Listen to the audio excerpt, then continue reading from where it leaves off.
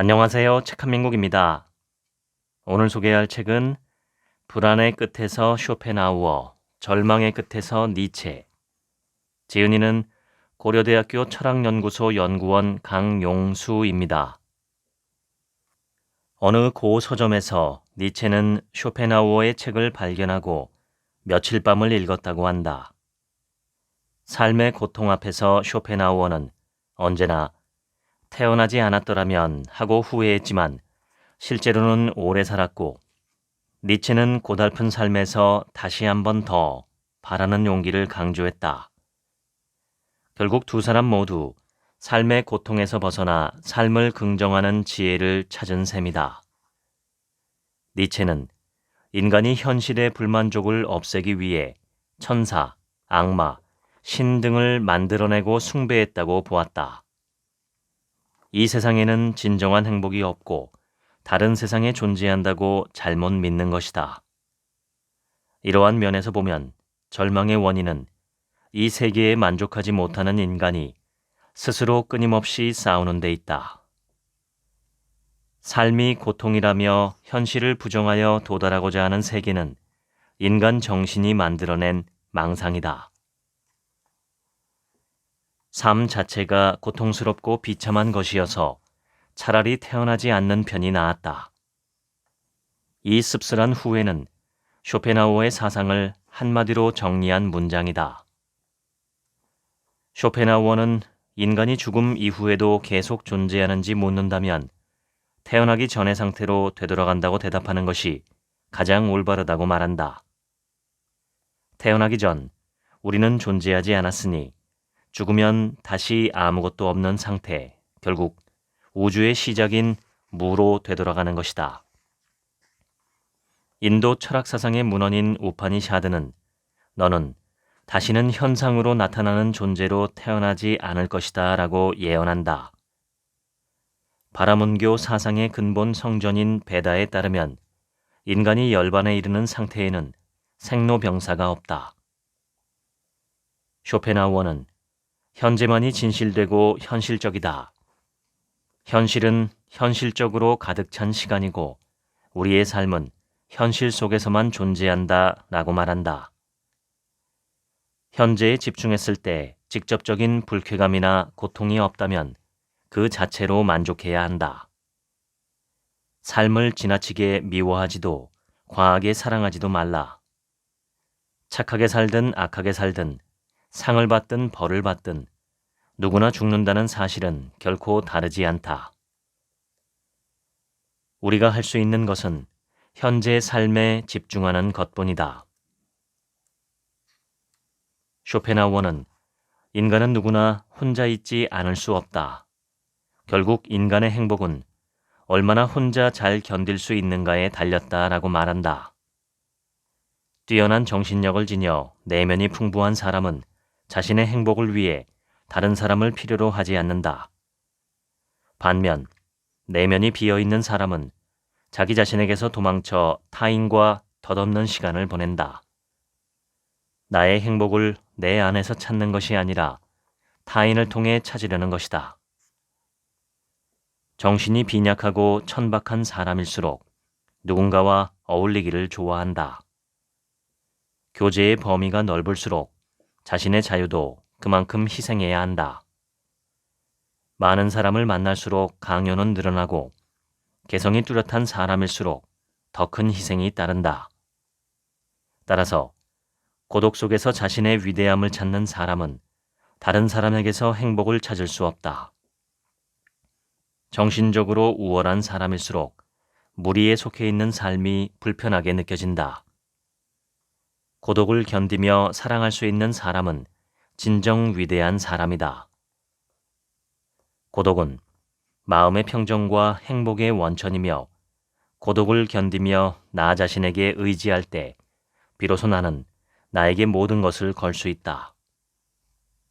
고독을 견디는 능력이 부족하면 내면의 공허와 권태를 다스리지 못해 타인에게 의지하게 되고 유흥이나 잡담, 사교 모임을 즐기게 된다.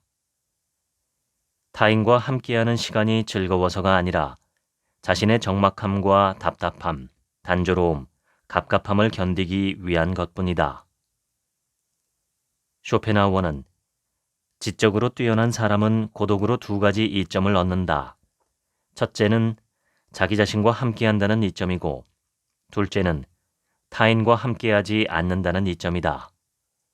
모든 교제에는 수많은 강제와 고충, 위험이 따른다는 것을 감안하면 두 번째 이점을 높이 평가할 만하다 라고 말한다.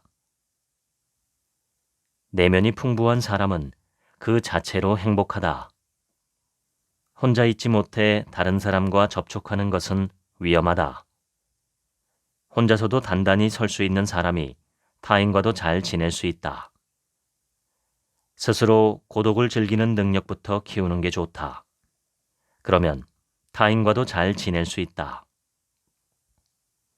고독은 인간의 원초적 상태이므로 마음의 평정을 찾으려면 부산한 만남부터 줄여야 한다. 관계 혹은 교류에도 절제가 필요하다. 탁월한 개성, 남달리 독보적인 개성을 지닌 사람은 자신의 본질적 고립으로 인해 젊은 시절에는 압박감을 크게 느끼지만 노년에는 오히려 홀가분한 기분을 갖게 된다. 로마의 유명한 시인 호라티우스는 송가에서 모든 면에서 행복한 것은 아무것도 없다라고 말했고, 인도 속담에는 줄기 없는 연꽃은 없다라는 말이 있다. 고독에도 많은 장점과 더불어 사소한 단점과 고충도 분명 존재한다. 하지만 남들과 어울려 지낼 때 따라오는 위험에 비하면 아주 미미하다. 쇼펜하우어는 친구 없이 강아지 한 마리와 평생을 지낸 것으로 알려져 있다. 그는 고독을 통해 더 크게 성장할 수 있었다. 고독을 잘 즐기는 것이 곧 행복에 이르는 길이다. 니체는 고독은 우리 자신을 더 강하게 만들지만 타인에겐 더 부드럽도록 만든다. 고독은 두 가지 면에서 우리를 성장시킨다 라고 말한다. 그러니 니체에게는 고독이 필요하다. 고독은 자기 자신에게로 되돌아오는 것, 즉 회복이다. 시장에는 고독 대신 소란이 있다. 시장은 배우, 어릿광대, 쇠파리가 지배하는 곳이다. 니체는 아무리 훌륭한 것이라 해도 그것을 연출해내는 사람이 없으면 아무런 쓸모가 없다. 민중은 이런 연출자를 위대한 사람이라고 부른다고 말한다. 장터에는 성대하게 차려입은 어릿광대들이 많은데 대중들은 그들을 시대의 영웅이라며 자랑스럽게 여긴다. 어릿광대는 대중들에게 끊임없이 긍정과 부정을 다그치며 찬성과 반대를 재촉한다. 시장에는 전혀 가책을 느끼지 않고 우리의 피를 빨려고 달려드는 쇠파리들이 있다. 쇠파리들은 우리의 상처에서 나는 피를 원한다. 우리에게 영원히 쇠파리로 남게 될 이웃을 멀리해서 자신의 고독 속으로 달아나야 한다.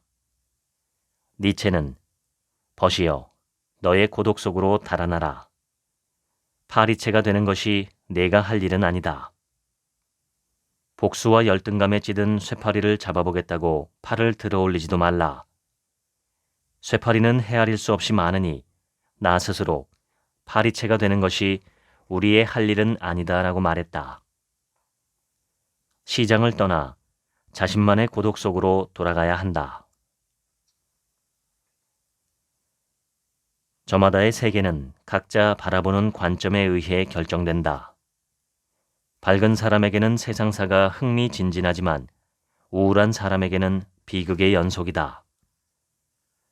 불행은 지위와 부에 따라 결정되는 것이 아니다. 인간이 겪는 고통의 형식은 다르지만 본질은 궁핍의 고통과 과잉의 권태 두 가지다. 쇼펜하우어는 인간에게 일어나는 모든 것은 언제나 그 자신의 의식 속에 있고 그 의식에서 일어나는 것이므로 분명 의식 자체의 성질이 무엇보다 중요하다고 말한다. 세상이 우울하고 슬프게 보이는 것은 객관적인 세계가 아니라 그것을 구성한 자신의 의식이 만들어낸 생각이다. 타고난 기질에 따라 똑같은 장면을 보더라도 웃는 사람이 있는가 하면 심각한 표정을 짓는 사람도 있다. 사람마다 유쾌한 인상과 불쾌한 인상을 받아들이는 감수성이 다르기 때문이다.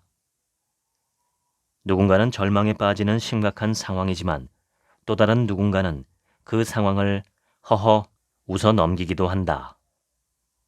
불쾌한 인상을 강하게 느끼는 사람일수록 유쾌한 인상은 약하게 느낀다. 그래서 더 우울해진다. 침울한 사람은 행복한 일을 겪었을 때는 기뻐하지 않다가 불행한 일이 닥치면 불같이 화를 내거나 괴로워한다. 약간의 우울함과 비관적인 사고는 오히려 삶에 유용하다. 억지로 우울한 기분을 밝게 하려 노력할 필요는 없다. 인간의 행복과 불행, 고뇌와 평안의 감정은 주관적으로 구성된다. 인간의 명랑함이나 우울함은 겉으로 드러나는 부나 신분에 의해 규정되는 것이 아니다. 명랑함과 우울함은 외적인 상태의 변화가 아닌 내적 상태, 신체적인 상태의 변화 탓이다. 우리는 흔히 고통이 특정한 외적 관계에서 생긴다고 생각하고 그 관계가 제거되면 만족스러울 것이라고 믿는다. 이 또한 착각이다. 쇼펜하우어는 중요하지 않은 일을 민감하게 받아들이거나 마음에 담아두거나 곱씹지 말고 길 앞에 있는 돌멩이처럼 내던져 버려야 한다라고 충고한다. 우리는 장애나 결핍을 직접 치료할 수 없고 그것에 대한 생각을 바꿈으로써 치유를 기대할 수 있다. 그것이 니체가 말하는 자기 구제다. 과거에 한 번 일어난 일은 거꾸로 되돌릴 수 없다. 니체는 죄의식, 원한, 분노, 우울에서 벗어나기 위해서는 과거의 의미를 새롭게 해석해야 한다고 말한다. 과거는 바꿀 수 없지만 나 스스로 그것을 인정하면 자신이 겪은 상처와 화해가 가능해진다. 수천 년 동안 인류는 죄인으로 고통받고 살았으며 스스로 자신을 구원할 줄 몰랐다. 마치 최면에 걸린 것처럼 모든 과거를 왜곡해 고통으로 여기며 삶의 내용을 죄책감, 공포감, 벌로 오해한 것이다. 그래서 영원한 고통인 지옥을 만들어냈다. 죄인으로서의 인간은 결국 지옥을 발명하기에 이른다. 니체는 고통에서 벗어나는 방법을 자신 안에서 찾는다. 종교와 같이 바깥의 힘으로 자신의 고통에서 해방되는 일은 어렵기 때문이다. 사람은 혼자서는 살아갈 수 없다. 누구나 타인을 필요로 하고 나 역시 누군가에게 필요한 존재다. 명성은 인간이 얻을 수 있는 가장 값진 것 중 하나다. 명성이란 어떤 사람을 다른 사람과 비교함으로써 생겨나기 때문에 절대적 가치가 아닌 상대적 가치를 지닌다. 명성은 사물의 실체가 아니라 사물에 반사되는 빛과 같다. 명성은 외부로부터의 징후이며 그것을 통해 자신이 높은 평가를 받았음을 확인한다. 하지만 명성은 사물의 우연한 성질에 불과하며 사물의 반사광이다. 명성이 없는 공적도 많기 때문에 명성이 행복의 객관적인 지표도 아니다.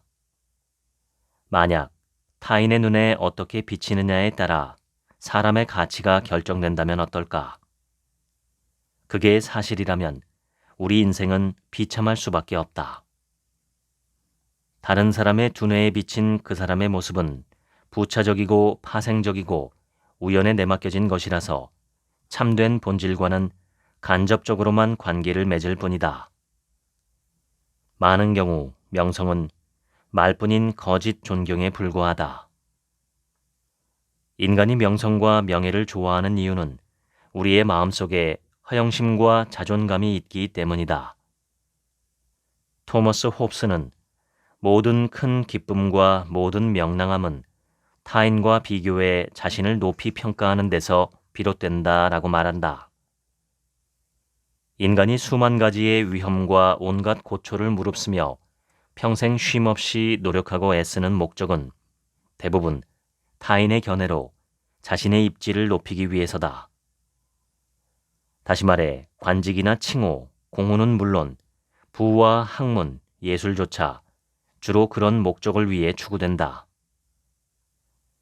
우리는 나를 바라보는 타인의 평가에 노예가 되어 불안에 사로잡히거나 사후의 명성을 위해 평안, 부, 건강, 심지어 자신의 목숨마저 희생하기도 한다. 나의 행복을 위해 타인의 견해에 지나친 가치를 부여하는 것은 결코 바람직하지 않다. 이런 헛된 인식에서 벗어날 때 우리 마음은 안정을 찾고 명랑해질 것이다. 타인의 시선에서 자유로워지면 오롯이 나와 지금 내가 가지고 있는 것에 더 집중하게 되고 확고한 자신감이 생기면서 행동도 자연스러워진다. 니체는 가장 상처받기 쉬우면서도 가장 이겨내기 어려운 것이 인간의 허영심이라고 말한다. 허영심은 떼어놓을 수 없는 인간의 본성이자 그림자다. 성직자도 동시대인의 박수갈채에 초연한 사람도 작은 허영심의 만족을 포기하지 않는다. 근본적으로 허영심은 자기 보존을 위한 최강의 수단이다. 니체는 철학자와 신학자에 의해 인간이 스스로 우주의 중심이라는 허영심을 갖게 되었다고 비판한다. 우리는 인간의 지위에 대해 달리 생각하는 법을 배워야 한다. 타인에 대한 증오는 질투의 감정에서 나온다. 질투란 악덕인 동시에 불행이다. 질투는 인간의 자연스러운 감정이다. 세네카는 이렇게 말한다. 자신의 것을 남의 것과 비교하지 말고 즐겨라. 다른 사람이 행복하다고 괴로워하는 자는 결코 행복하지 못할 것이다. 질투심을 줄이는 방법은 남과 비교하지 않는 것이다. 많은 사람이 너보다 앞서 있다고 생각하지 말고 많은 사람이 너보다 뒤처져 있다고 상상하라. 우리보다 형편이 좋아 보이는 사람보다 우리보다 형편이 나쁜 사람을 자주 살펴보는 것이 낫다. 쇼펜하우어는 온갖 걱정과 근심, 안달과 성화, 불안과 긴장은 대부분 타인의 견해와 관계에 있으며 매우 불합리한 생각인데 이와 마찬가지로 질투와 미움도 대부분 같은 근원에서 생긴다고 말한다. 서로에게 무관심해져라. 그러면 시기심과 적의가 사라질 것이다. 인간은 자신의 충족감을 남과 비교함으로써 행복감을 느낀다. 바로 이런 비교에서 질투가 생긴다. 나는 고통스러운데 다른 사람이 즐거운 걸 보면 나의 결핍에 따른 고통은 더 커지지만 다른 사람도 결핍에 시달린다고 느끼면 질투는 완화된다. 모든 사람이 고통을 겪는다고 생각하면 나만 억울할 일이 없기 때문이다. 니체는 약자들이 강자에게 느끼는 증오심을 문제 삼는다. 원한으로 번역되는 르 상티망은 반응으로 생기는 수동적인 감정으로 원한, 증오, 시기, 질투를 포함한다.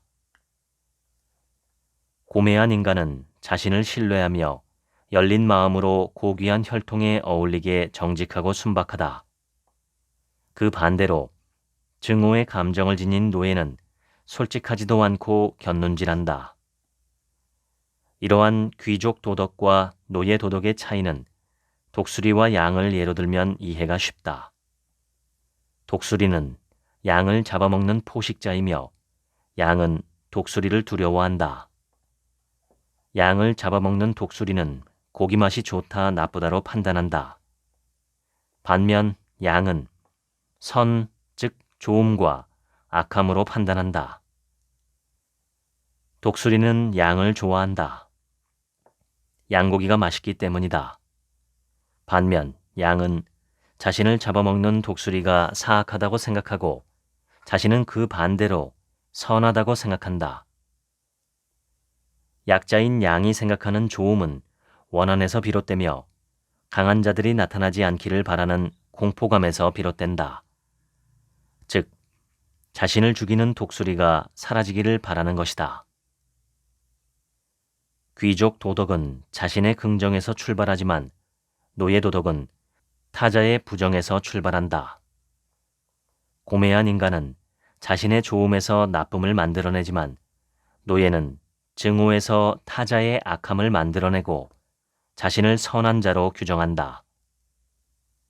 강자를 악으로 낙인 찍음으로써 노예들은 약자인 자신이 선하다는 거짓말을 통해 승리를 꿈꾼다. 천국의 축복이란 무엇인가? 바로 저주받은 자들이 벌받고 불타서 죽은 것을 자신의 축복으로 기쁘게 여기는 것이다. 토마스 아퀴나스는 이렇게 말했다. 천국에서 축복받은 사람들은 저주받은 사람들이 벌받는 것을 보고 그것으로 인해 자신들의 축복을 더욱 기쁘게 여기리라. 그리스도가 재림하는 날 이루어지는 최후의 영원한 심판의 날에는 많은 민족이 불에 타 죽고 많은 것들이 불에 타 사라진다. 그리스도를 믿는 자는 천국을 영접하고 그렇지 않은 사람은 흉포한 불길 속에서 다 없어지고 만다. 양들은 천국에서 독수리가 불타 죽는 모습을 즐기는 것을 최고의 기쁨으로 여기며 기대한다. 요한 묵시록에는 유대인의 복수와 증오가 담겨 있다. 그러나 자신보다 더 강하고 잘난 적을 악이라고 낙인 찍음으로써 자신이 선한 존재가 된다는 양의 해석학은 순전히 상상일 뿐이다. 내가 부자면 좋고 남이 부자면 나쁘다는 이런 인식은 내로남불, 즉 내가 하면 로맨스, 남이 하면 불륜의 전형이다. 니체의 르 상티망에 대한 분석은 한마디로 내로남불과 같은 나쁜 심보다. 항상 자신의 생각이 옳다고 고집하는 것은 인간의 본성이다. 쇼펜하우어는 이렇게 정당하지 않은 방법을 동원해서라도 자신의 주장이 옳다는 것을 증명하는 기술을 논쟁적 토론술이라고 말한다. 똑같은 대상에 대한 B의 생각이 자신의 것과 다르다는 것을 알아내는 순간 A는 자신의 견해를 수정하지 않고 상대방의 사고에 잘못이 있다고 전제하는 것이 인간의 본성이기 때문이다. 논쟁에 쓰이는 기술은 자신의 주장이 옳다고 증명하는 데 그 목적이 있다. 상대방이 나의 주장을 납득하면 그만이다. 논리학에서는 이성이 중요하다면 토론술에서는 감정과 욕망이 중요하다. 이런 일이 일어나는 이유는 인간 종족의 천성적인 사악함 때문이다. 만약 인간의 본성이 정직하다면 누구나 진실에 동의하며 상대방의 의견에 귀를 기울일 것이다. 그러나 인간의 타고난 허영심은 내가 내세운 명제가 거짓으로 판명되고 상대방의 주장이 옳다고 증명되는 것을 절대 허용하지 않는다. 수다와 부정직함에 빠져 자신의 주장이 틀렸다는 것을 나중에 알게 되더라도 수긍하지 않는다. 이것이 인간의 고집이다. 인간이 논쟁에서 수단과 방법을 가리지 않고 자신의 주장을 고집하는 이유는 각자 타고난 교활함과 비열함 때문이다. 인간의 허영심은 대결에서의 패배를 인정하지 않는다. 인간은 본성상 남에게 지는 것을 싫어하기 때문에 자기의 잘못을 인정하기를 거부한다. 남의 고집을 꺾는 방법으로 다음과 같은 꼼수가 있다. 1. 확대 해석하라. 반박하는 말싸움에서 상대방을 자극해 상대방이 자신의 주장을 과장하게 만든다. 2. 질문을 많이 하라. 느닷없이 그리고 광범위하게 질문하며 논증을 빠르게 진행하라. 그 결과 상대는 나의 질문에 제대로 대응하지 못한다. 3. 상대방을 화나게 만들어라. 화가 나서 흥분한 상태에서는 올바른 판단이 불가능해진다. 상대방의 화를 돋우려면 노골적으로 비방하거나 트집을 잡을 때 뻔뻔한 태도를 취해야 하고, 상대가 화를 내면 그 논거를 집요하게 물고 늘어져야 한다. 4. 반대되는 명제를 함께 제시할 때 큰 소리로 강조해야 한다. 목소리가 크면 상대방이 훨씬 타당성이 있다고 받아들인다. 5. 대인 논증 논쟁을 펼쳐라. 상대방의 주장이 그의 행동이나 가치관과 모순되지는 않는지 따져보는 방법이다. 예를 들어 쇼펜하우어가 자살을 옹호한다면 그를 상대로 "그렇다면 당신은 왜 목을 매지 않습니까? 라고 묻는 것이다. 6. 자신이 갖고 있는 권위를 이용하라. 7. 허영심을 공격하라. 자신감이 부족해서 뭔가 아는 척하려는 사람에게 학식 있고 의미심장한 허튼 소리를 진지하게 하면 고개를 끄덕일 것이다. 니체는 너 자신을 알라라는 말로 유명한 철학자 소크라테스를 낙천주의라고 비판한다. 소크라테스는 아는 것과 행복은 일치하므로 늘 지혜의 덕을 쌓아야 한다고 강조하지만, 니체는 이런 태도를 오만이라고 지적한다. 소크라테스처럼 이론을 통해 세계를 알려는 무모한 작업을 땅굴 파기에 비유할 수 있다. 세계의 본질을 알기 위해 지구의 한가운데 구멍 하나를 파고 들어가는 사람은 평생을 파도 끝까지 파지 못할 것이고, 열심히 판 구멍이 다른 사람에 의해 메꿔질 수도 있다. 모든 학자는 연구를 통해 자신만의 땅굴을 파헤치거나 남이 파던 땅굴을 계속 파고 들어가 세계의 본질에 다다를 것이라고 확신한다. 철학자 레싱은 자신에게 중요한 것은 진리 자체가 아니라 진리를 탐구하는 과정이라고 변명하기도 했다. 그러나 땅을 파내려 간다고 해서 지구와 우주의 비밀을 낱낱이 밝혀낼 수는 없다. 인간은 사유를 통해 존재의 가장 깊은 심연에 이를 수 있기에 모든 존재를 인식할 수 있을 뿐만 아니라 수정할 수도 있다는 소크라테스의 믿음은 하나의 망상이라고 비판받는 것이다. 니체는 진리란 없다, 모든 것이 허용된다 라고 말한다. 누구나 각자의 관점에서 세상을 바라보고 이해한다. 무조건 하나의 진리만을 주장하는 것은 저마다의 개성을 부인하는 셈이다. 따라서 하나의 진리만을 주장하지 않고 다른 모든 사람의 입장에 열려 있어야 한다. 니체가 제시하는 관점주의는 상대주의와 다원주의로 요약할 수 있다. 관점주의는 절대적 진리라는 것은 없고 모든 것은 주어진 관점에 따라 달라질 수밖에 없다는 입장이다. 다원주의란 같은 사물을 달리 볼 가능성을 허용한다. 그런 과정을 통해 원래의 의미가 다양해지고 풍성해지며 객관성을 드러내게 된다. 니체가 신은 죽었다라고 선언해 진리의 모든 원천이 제거되면서 모든 해석이 허용되었다. 지금까지 종교, 철학, 과학에서 하나의 진리만을 찾았다면 이제는 다양한 관점에서 세계를 바라봐야 한다. 지금까지는 인간의 감정을 배제한 금욕주의의 입장에서 세계를 해석하다 보니 감각으로 느껴지는 구체적인 경험들이 무시되었다.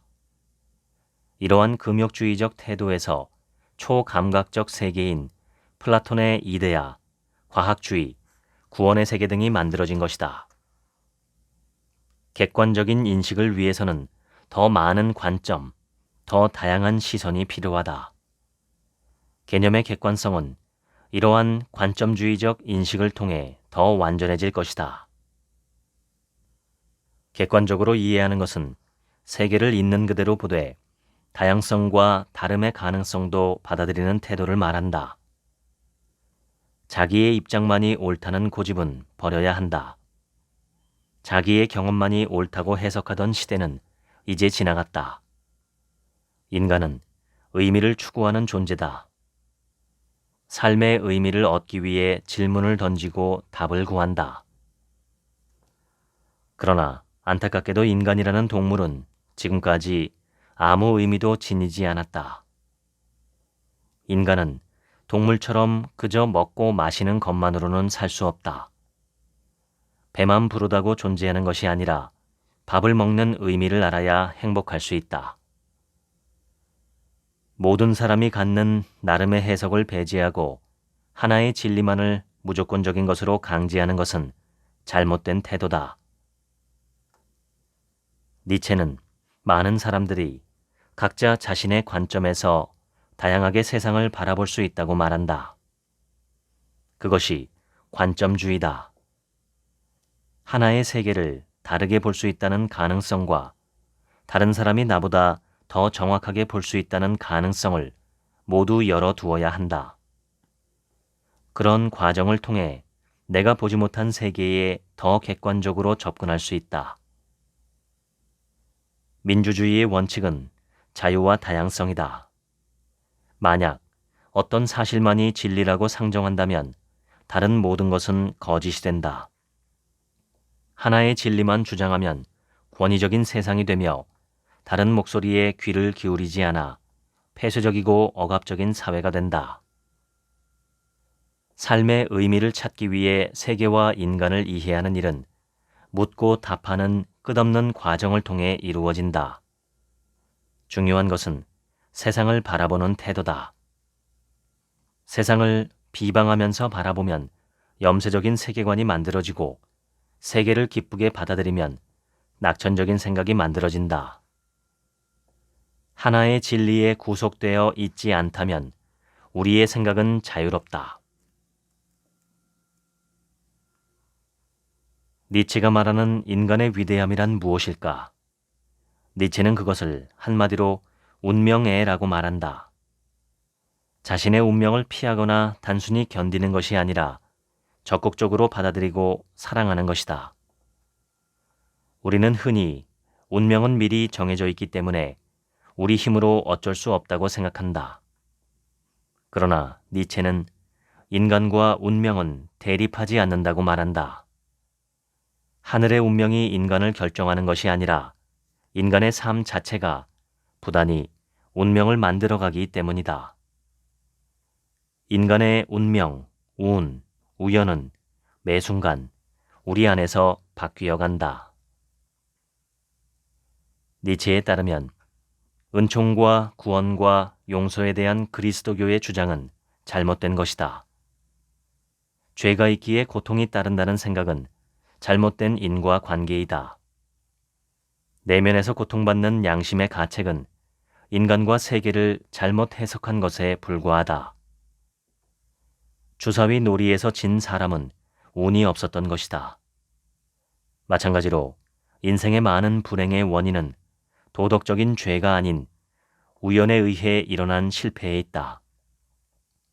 나의 인생이 불행한 것은 운이 나빴던 것이지 죄 때문이 아니다. 주사위 놀이처럼 인생에서 한번 실패했다고 양심의 가책을 느낄 필요는 없다. 종교에서는 현재의 고통을 과거의 행위로 소급하는 경우가 있다. 자신의 고통의 원인을 다른 곳으로 전가하는 것이다. 세상을 결정하는 우연을 어떻게 바라봐야 할까? 이미 떨어진 주사위를 뒤집거나 바꿀 수는 없다. 우리가 할 수 있는 일은 포기하지 않고 다시 주사위를 높이 던지는 일뿐이다. 지나치게 결과에 연연할 필요는 없다. 나의 운명과 선택을 즐기려면 실패를 인정하는 용기와 여유가 필요하다. 차라투스트라는 주사위 놀이에서 진 사람에게 용기를 잃지 말라고 위로한다. 앞으로 많은 게임이 남아있기 때문이다. 인생은 참 마음먹은 대로 되지 않는다. 아무리 요령껏 주사위를 던져도 좀처럼 원하는 숫자가 나오지 않는다. 그것은 내 역량 밖의 문제다. 우리가 할 일은 때가 되었을 때 용기 있게 주사위를 던지는 것이다. 인도의 성전인 베다에는 인식의 한계에 대해 이렇게 쓰여 있다. 우리가 세상을 인식하는 것은 마치 인간의 눈을 가리고 세계를 보게 하는 기만의 베일인 마야와 같다. 세상은 꿈과 같고 환영과 환상으로 가득 차 있다. 뱀이라고 생각했는데 사실 새끼줄인 것 같은 경우는 꽤 흔하다. 이렇게 인간의 이성으로 파악된 세계가 표상으로서의 세계다. 감각기관으로 받아들인 정보는 지성을 통해 다시 만들어진다. 그것이 바로 직관이다. 칸트의 주장에 따르면 우리가 인식하는 세계는 우리의 마음에 의해 만들어진 세계, 즉 일체 유심조다. 이 세계의 본질은 의지이며 우리는 의지가 드러난 표상만을 세계로 인식한다. 우리의 정신으로 파악할 수 있는 것은 원인과 결과일 뿐 그 바탕은 알 수 없다. 우리 삶이 반드시 목적 때문에 욕구하는 것은 아니다. 우리는 맹목적으로 삶을 욕구하며 그것에 대한 삶의 이유와 목적과 정당성을 나중에 찾는다. 인간의 본성은 의지와 성격으로 이루어진다.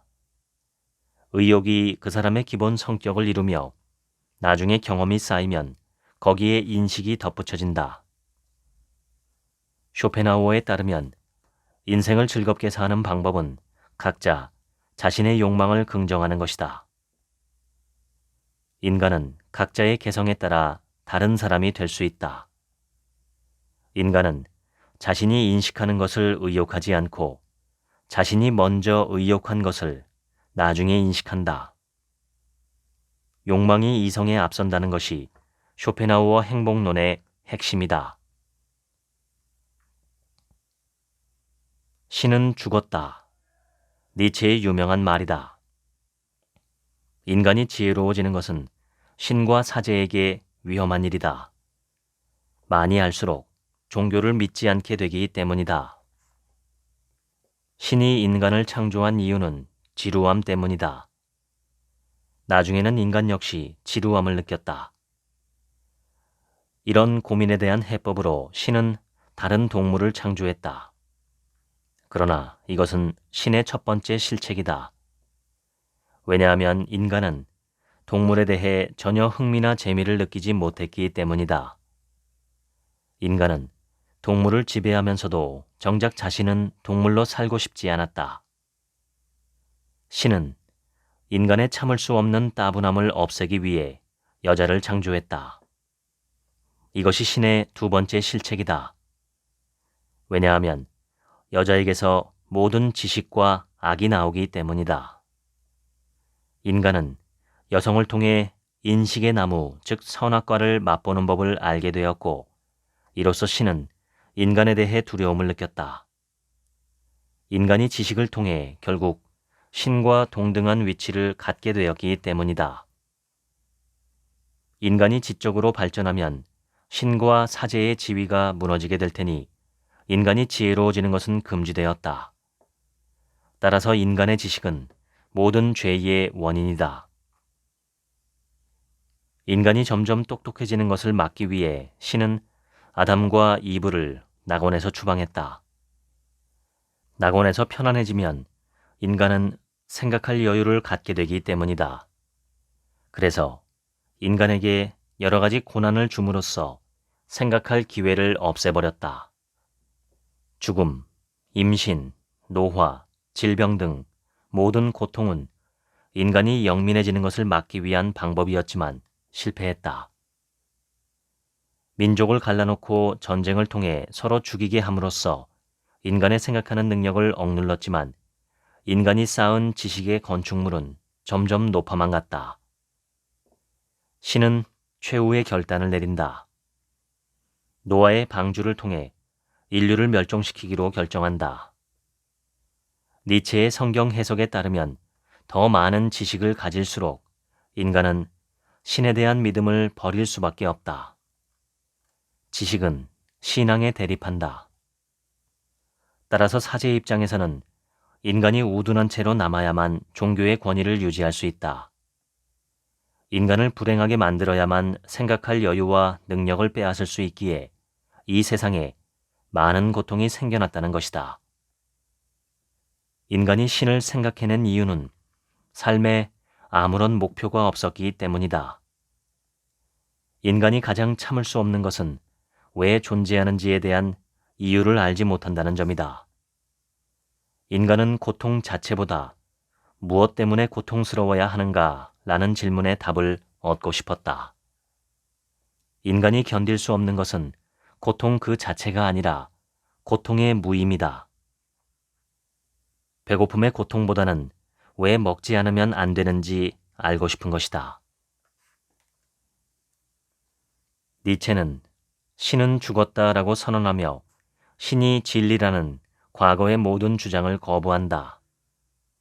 니체는 인간이 신이라는 허상에서 벗어나는 정신의 변화를 세 단계로 구분한다.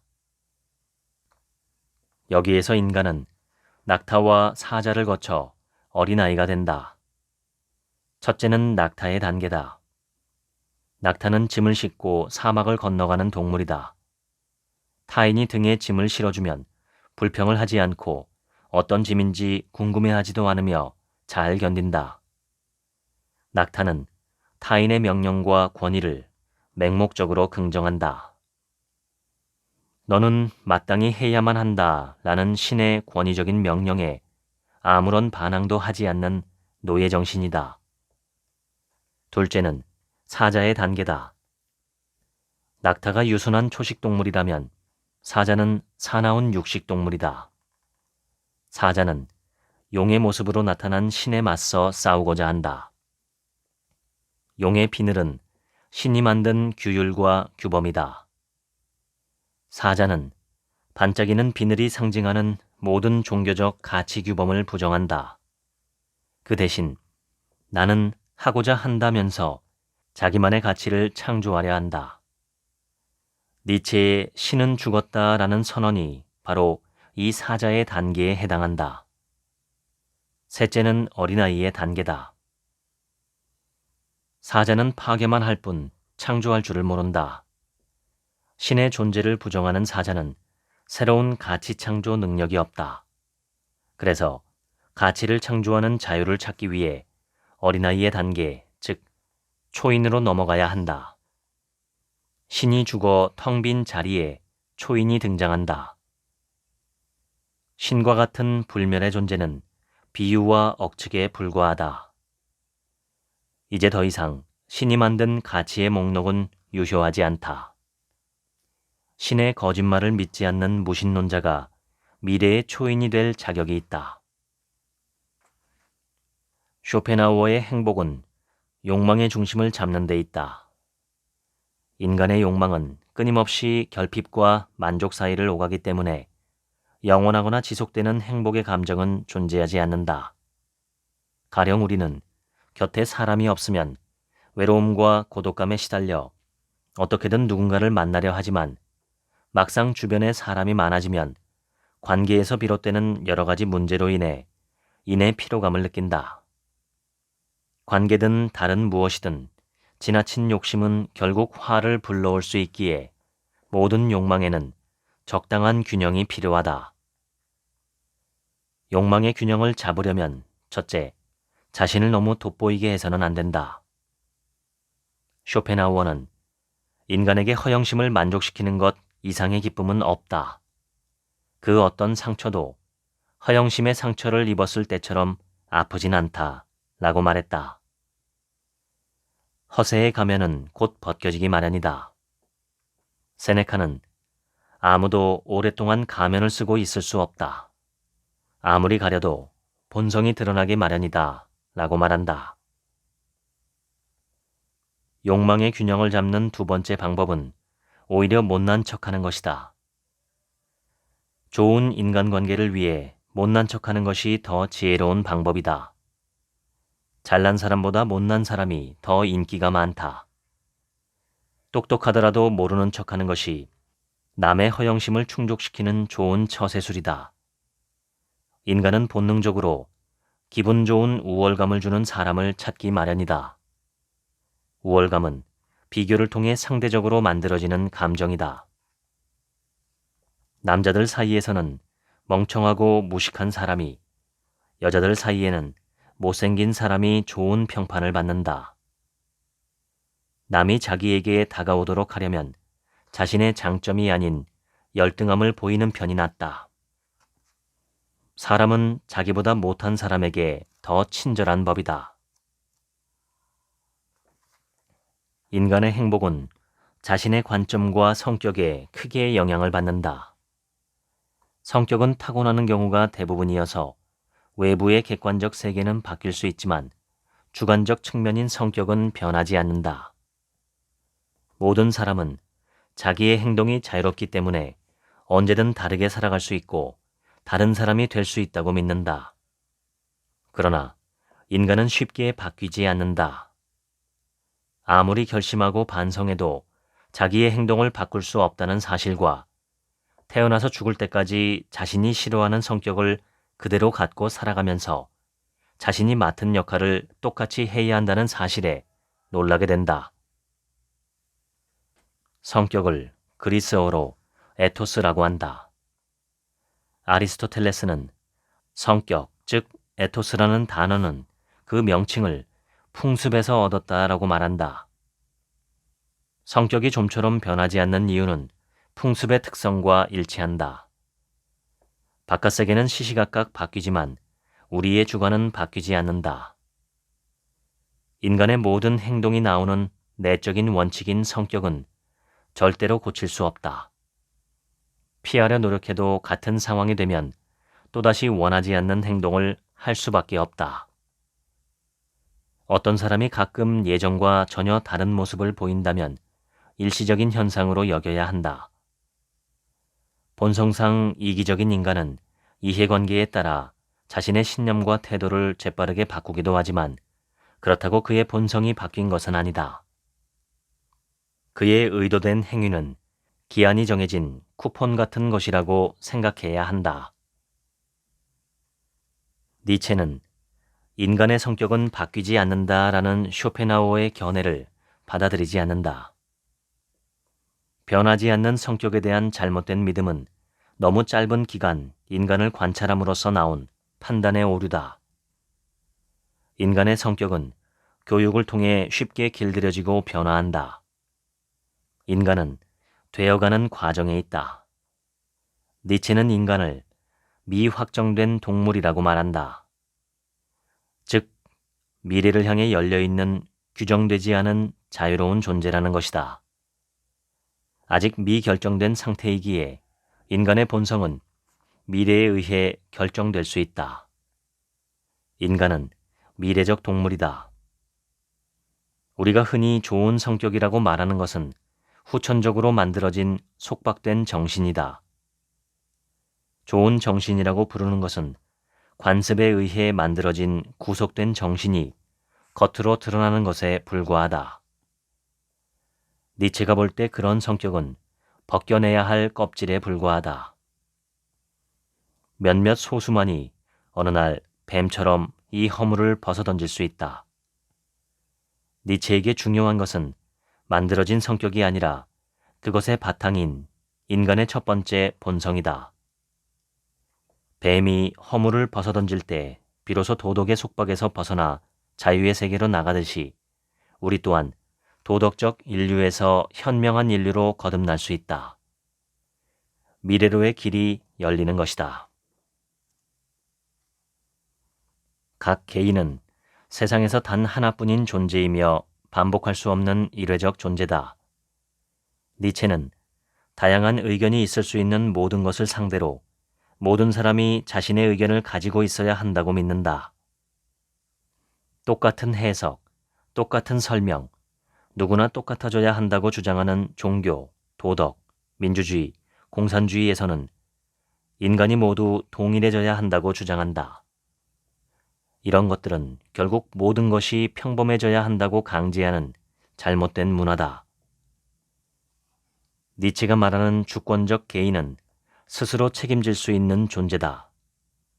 각각의 개인은 자신만의 가치를 발견하는 삶의 과정에서 의미를 찾는다. 니체는 본래 너 자신이 되라고 말한다. 인간은 각자 자신이 되어야 한다. 개인은 어원상 둘로 쪼갤 수 없는 존재로서 타인과 공통점을 공유하지 않는다는 차이를 갖고 있다. 세상에서 남들이 할 수 없고 나만이 할 수 있는 고유함과 차별성을 찾는 일에는 수천 가지의 길과 수천 가지의 섬이 있다. 이 우주에서 나 자신이 가장 독특하다는 점을 깨닫고 그 개성을 긍정함으로써 행복이 가능해진다. 인간이 자신의 과제와 사명을 발견하는 것은 종교나 도덕이 아니라 삶의 본능이다. 자신을 하나의 운명으로 받아들이는 것, 다른 그 무엇이 되기를 원하지 않는 것이 바로 자신의 운명이다. 어디로 가야 할지 도무지 알 수 없어 막막할 때 우리는 길에게 길을 물어야 한다. 물어야만 답을 얻을 수 있다. 차라투스트라는 나는 나의 길을 물어 길을 가려 했다. 시도와 물음, 물음에 답하는 법을 배워야만 했다. 이것은 나의 길이다. 너희들의 길은 어디 있는가? 모두가 가야 할 하나의 길은 없다며 각자의 길을 가라고 명령한다. 파도가 없는 바다는 너무도 지루할 것이다. 고통 없는 삶은 얼마나 따분한가. 참된 행복은 과감한 모험에 있다. 파도와 불안을 벗삼아 항해하라. 자신만을 확신하라. 위험이 없는 행복, 영원한 행복은 없으나 나는 내 삶을 항해하는 배의 선장이므로 나의 판단과 내가 잡고 있는 키를 믿어야 한다. 운명에 맞서는 지혜란 그렇게 운명을 사랑하는 것이다. 이것이 쇼펜하우어와 니체가 우리에게 함께 들려주는 지혜이다. 불안의 끝에서 쇼펜하우어, 절망의 끝에서 니체 읽어드렸습니다. 지금부턴 제 얘기입니다. 철학은 어떻게 살아야 잘 사는 삶인지 연구하는 학문입니다. 그러니까 철학의 주제는 좋은 삶, 현명한 삶이라고 할 수 있습니다. 좋은 삶을 위해서 쇼펜하우어와 니체가 공통적으로 주장한 단 한 가지가 있다면 그것은 고유성이 아닐까 싶습니다. 각 사람은 모두 고유한 개별적 존재이기 때문에 그 고유성을 잘 꽃피우는 삶이야말로 좋은 삶이라는 것이죠. 뒤집어 말하면 타인을 흉내내며 살아가는 삶이 최악의 삶이라고 볼 수 있습니다. 하지만 사회적 동물인 우리는 서로를 모방하고 흉내내며 살아갑니다. 누군가가 어떤 물건을 갖고 있다면 나도 그것을 갖고 싶어 하고 누군가가 어떤 생각을 주장한다면 특별히 개인적인 의견이 없는 한 따라가는 것이 평범한 사람의 모습입니다. 좋게 얘기해서 사회적인 동물이지 어쩌면 우리 인간은 개미떼나 얼룩말무리 혹은 정어리떼처럼 남을 기준으로 살아가고 있을지도 모릅니다. 쇼펜하우어와 니체는 그러한 삶을 가장 경계했던 철학자입니다.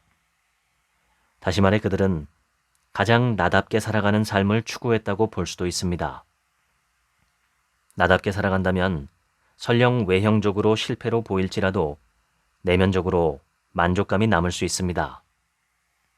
하지만 반대로 나답게 살아가지 못하고 남들만을 추종하며 살아간다면 외형적으로 성공처럼 보일 수도 있겠지만 내면적으로 공허함을 느끼지 않을까 생각합니다. 필드에서 열심히 골프채를 휘둘러서 성공적으로 18홀을 다 돌았지만 알고 보니 그것이 내 공이 아니고 남의 공이었다면 어떨까요? 운동장에서 축구를 하면서 신나게 드리블을 해서 골을 넣었지만 알고 보니 그 축구공이 옆에 운동장에서 우연히 건너온 것이었다면 어떨까요? 바닷가에서 아이의 손을 꼭 붙잡고 해수욕을 하는데 어느 순간 살펴보니 그 아이가 내 아이가 아니라 엉뚱한 다른 사람의 아이였다면 어떨까요? 굳은 결심을 하고 갖은 고생을 하며 에베레스트 정상에 올랐는데 알고 보니 그곳이 에베레스트가 아니라 엉뚱한 산이었다면 기분이 어떨까요?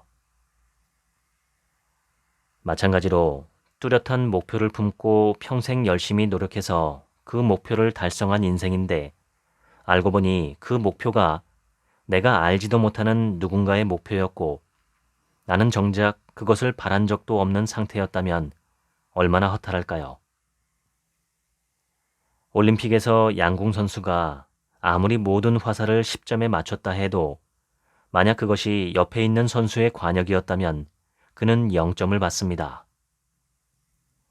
자기가 진정으로 무엇을 바라는지 그리고 바라야 마땅한지 사유하고 탐색하는 과정은 좋은 삶을 살기 위한 필수 조건입니다. 이것은 누구도 대신해 주지 못합니다. ABC 세 사람이 있다면 A는 A답게 살아가고 B는 B답게, C는 C답게 살아가는 것이 각자에게도 좋고 모두에게도 좋은 삶입니다. ABC 모두가 A처럼 살아가거나 모두가 B처럼 살아가는 것은 슬픈 일입니다.